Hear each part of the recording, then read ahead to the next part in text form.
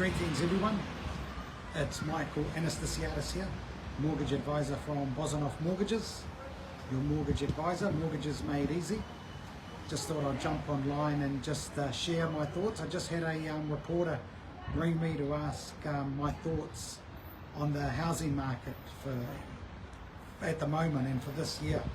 And I said to them, look, it's going to be using the old Sean Fitzpatrick cliche, I think it'll be a year of two halves.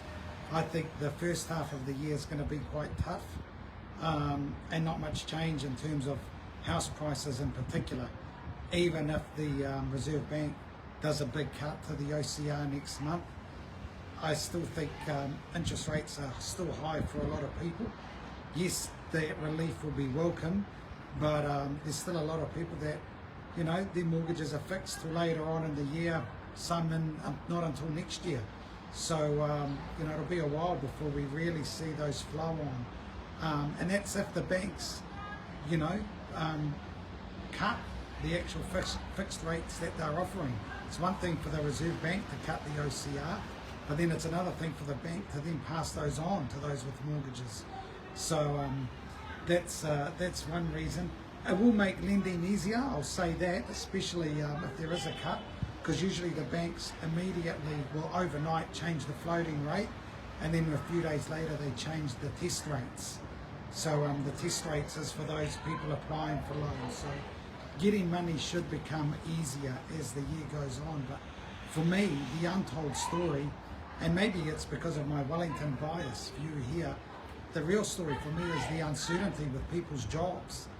There's still a lot of uncertainty out there, especially here in Wellington in the public service. We've still got a budget to go through. National enact still want to make cuts to the public service. I mean, I don't know what there's left to cut because they've done so much already over the last year, but they want to do more cuts. So let's think about that. Those cuts will be announced in the May budget to take effect from 1 July. So if we work backwards, if they're going to be announced in the May budget to take effect 1 July, people will be notified around March, April. If decisions haven't been made already, they'll start being made over February and March. So, and we hear it from the phone calls with some clients, they're not prepared to do anything until they've got more certainty around their job. So that's potentially 6 months of inaction for a lot of people while they get some sort of certainty. So that's why I'm thinking, especially in Wellington, there's going to be a lot of people that won't be doing anything for some time. Also throw in the fact that there's a lot of listings coming on. I was at the open home on Sunday, a few open homes, they were busy. You would have heard they were saying that there's another lot of listings coming on Tuesday just from that office. I believe it was 40, Elise was saying, from Low and Co coming on Tuesday. Which is usually that's when all the listings come on for Wellington, from Wellington anniversary onwards. So there'll be a lot of listings coming on with the buyers that are out there. Great time to buy because there'll be a lot of listings. The good properties will go. I can tell you that traditionally the good properties go. Once the deadline or tender comes, they'll be gone.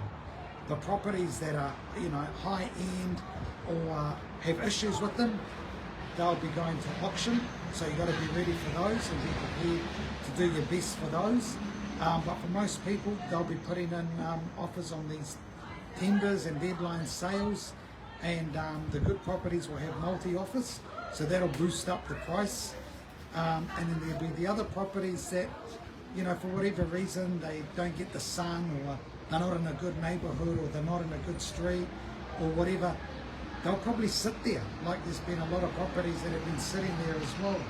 So, you know, buyers will be spoiled for choice, and it'll be those that are motivated, that want to buy, that don't want to be paying someone else's mortgage, don't want to pay rent, want to be in the right school zone, whatever it is, those motivated buyers will buy.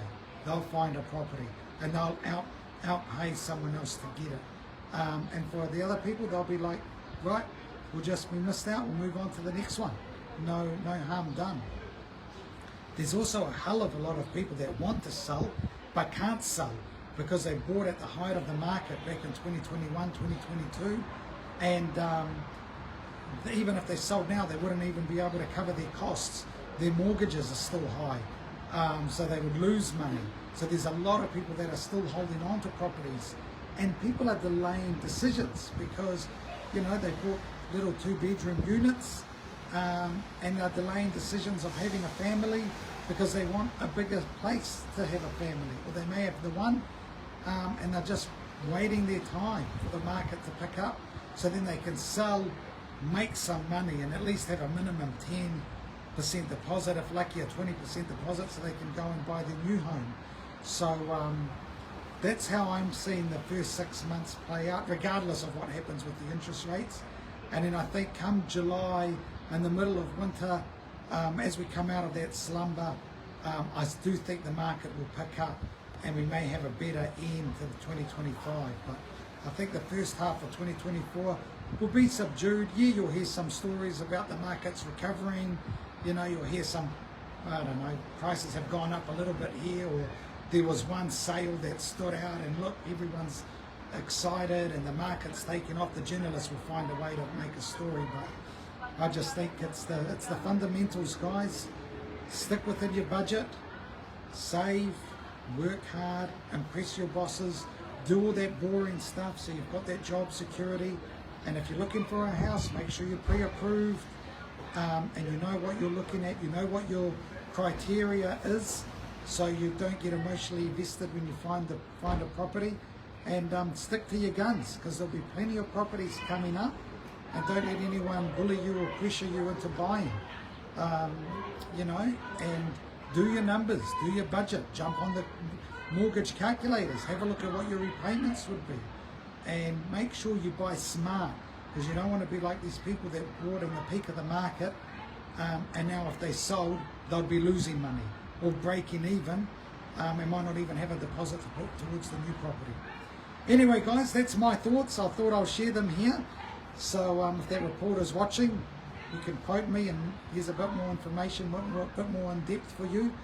And I'll come to you live on Thursday with our weekly mortgage at interest rate update. Until then, ka kite, take care. And if you found this useful, press that like button.